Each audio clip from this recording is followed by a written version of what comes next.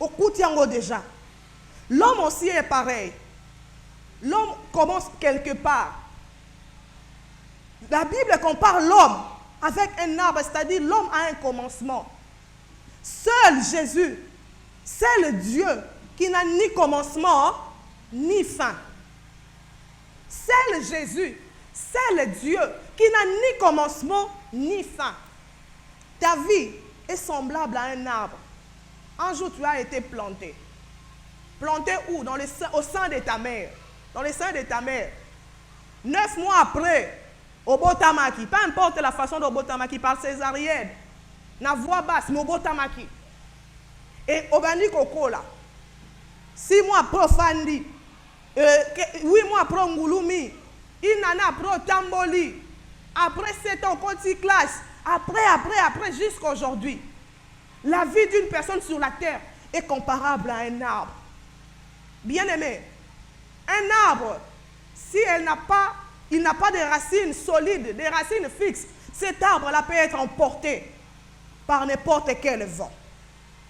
Or, l'arbre que nous sommes humains, de racines nous trouvons qu'en Jésus. L'homme qui a Jésus a de racines solides.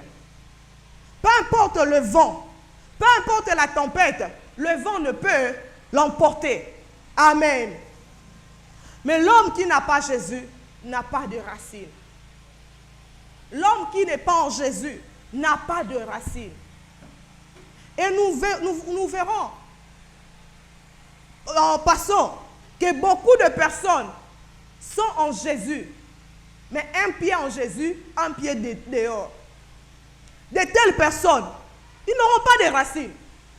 Parce que tu auras des racines où? En Jésus ou dans le monde? Dans le monde. Nous verrons aussi qu'il y a des hommes qui ont des racines totalement tournées vers le diable. Bien-aimés, tous ceux qui ont les racines vers le diable finiront un jour par tomber. Mais tous ceux qui ont les racines en Jésus, ils seront plantés et fixés.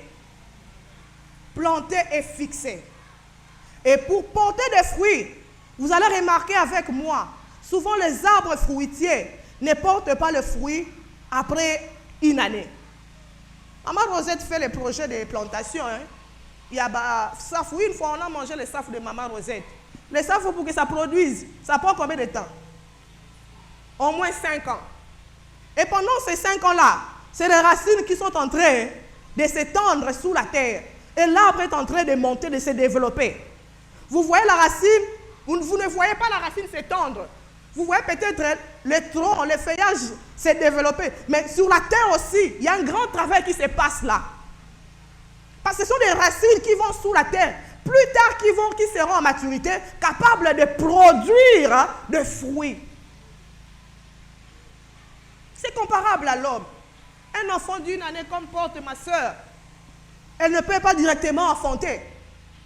Amen. Pour qu'un enfant enfante, Dieu a prévu que l'enfant doit naître, grandir. Après un temps, l'enfant deviendra à l'âge de concevoir ou de féconder. C'est pareil aussi pour tout arbre. Ta vie n'est pas un hasard. Tu es un arbre que le Seigneur a planté. Et le Seigneur attend de fruits. Le Seigneur attend de fruits. Portez le fruit. Parce que plusieurs fois nous avons vu, que ce soit dans les 2 textes que nous avons lus, Matthieu 7, pour le lecteur de la Bible, nous connaissons ces textes. Il s'agit de Jean-Baptiste qui parle aux pharisiens, qui fuyaient déjà la colère du jour à venir pour venir se faire baptiser. Il leur parle de porter le fruit. Dans l'autre texte que nous venons de lire, il s'agit de Ésaïe, le prophète Ésaïe, qui a déjà annoncé par rapport aux racines, par rapport aux fruits. Et nous voyons dans ces 2 textes nous parlent de fruits. Bien-aimé, porter le fruit. Quand on parle de porter le fruit, qu'est-ce que signifie cette expression-là, porter le fruit? Porter le fruit, quand la Bible nous parle de porter le fruit, c'est obéir à la parole de Jésus. Amen. porter de fruits, quand la Bible nous parle de porter les fruits, c'est obéir aux paroles de Jésus.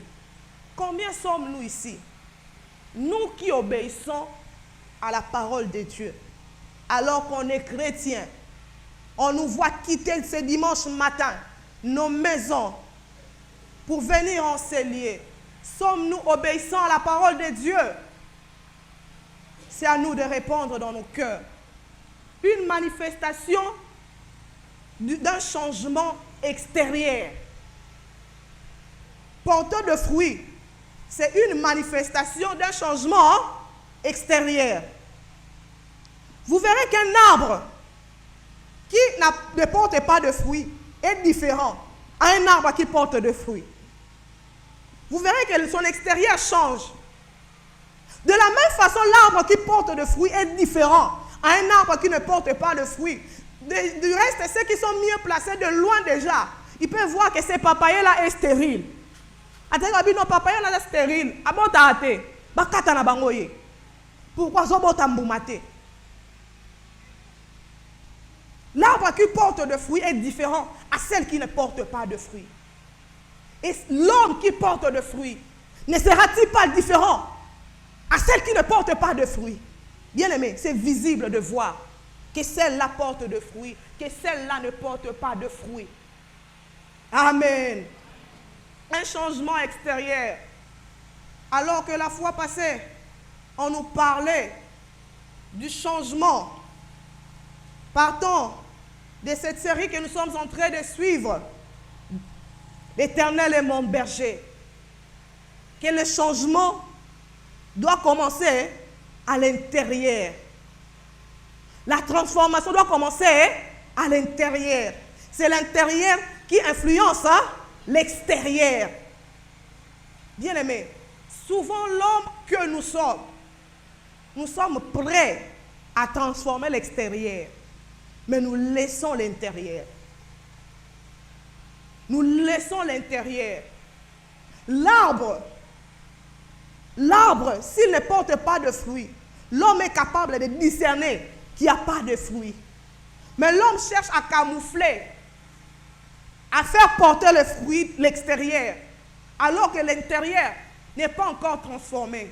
Ce matin, j'aimerais revenir sur les paroles de notre berger pour nous dire, transformons d'abord l'intérieur. Amen. L'intérieur. Le vrai changement extérieur commence par l'intérieur. L'homme est prêt à changer l'extérieur. Ou oublions que tout doit commencer à l'intérieur. Tout doit commencer à l'intérieur. Comment porter de fruits si notre intérieur n'est pas changé? Si notre intérieur n'est pas transformé? Le Seigneur ce matin vient et revient pour insister, pour te dire, travaille sur ton intérieur. Dieu veut travailler ton intérieur. Laisse-toi travailler. Bien-aimé, laisse-toi travailler. J'aimerais dire à quelqu'un de se laisser travailler. Ne te précipite pas à porter de fruits à l'extérieur. Si l'intérieur est transformé, le fruit sortira d'elle-même. Si l'intérieur est transformé, tu ne feras aucun effort pour que tes fruits soient visibles. Laisse ton intérieur être changé. Laisse ton intérieur être transformé. Laisse ton intérieur être touché par Dieu. Beaucoup de chrétiens, enfants de Dieu, entre guillemets, que nous sommes, l'intérieur, nous sommes passés à côté. Quand je dis nous là, je mets tout le monde. Et ce matin, je m'étais préparé à ne pas avoir des amens dans ces lieux, mais avoir des cœurs qui sont tournés vers Dieu. Avoir des cœurs qui sont tournés vers Dieu. Quand nous prétendons être chrétiens plutôt, quel est l'état de notre intérieur? On est enfants de Dieu, à l'église, à la maison, que sommes-nous? Au travail, que sommes-nous? J'aimerais plus parler de nous, parce que personne n'est épargné ce matin. On est enfants de Dieu dans un coin. À l'extérieur, que sommes-nous? Quels fruits portons-nous? Bien-aimés, personne ne peut tromper Dieu. Personne ne peut tromper Dieu. Dieu sait si le fruit là que tu as derrière vient de l'intérieur ou c'est juste l'apparence extérieure. Cherche que tes fruits sur son origine à l'intérieur. Parce qu'aujourd'hui, on trouve tout à l'église. Tout aux enfants, aux milliers d'enfants de Dieu. Devenir chrétien, surtout dans les pays d'Afrique, surtout chez nous au Congo, des fois ça devient une honte. C'est nous les chrétiens qui devaient être un exemple. Mais quels sont nos fruits? Quels sont nos fruits? Là où nous travaillons, là où nous étudions, là où nous allons peut-être vendre, quels sont nos fruits? De la sorte que les païens n'ont plus le goût d'approcher les chrétiens. Il y a ceux qui disent, pourquoi? Les fruits des chrétiens. Misala na yo zanini. Amen. Misala na yo. Mouma na yo eza nini. Qu'est-ce que nous produisions comme fruits? Qu'est-ce que nous produisons, chrétiens, enfants de Dieu, comme fruits? Le même enfant de Dieu qui était le matin à l'église, alléluia, Kembona Yahweh, le même enfant de Dieu, vous le retrouvez à midi chez maman Anazo Sokolaye. Le même enfant de Dieu, vous le retrouvez à 13h à Swana, na voisin, na voisine. Quels fruits nous produisons? Le même enfant de Dieu qui élevait ses mains pour adorer. Nani ngazo adorer kawana, oh na lingaka ete. Maboko likolo ma ba jire na lingaka ete. Quels fruits nous produisons? J'aimerais plus parler de nous ce matin. Parce que personne n'est épargné. On se dit enfant de Dieu. On se dit, moi je crains Dieu. Mais quels sont les fruits? Peut-être qu'ils ne sont pas extérieurs. Parce que l'extérieur, tu fais semblant.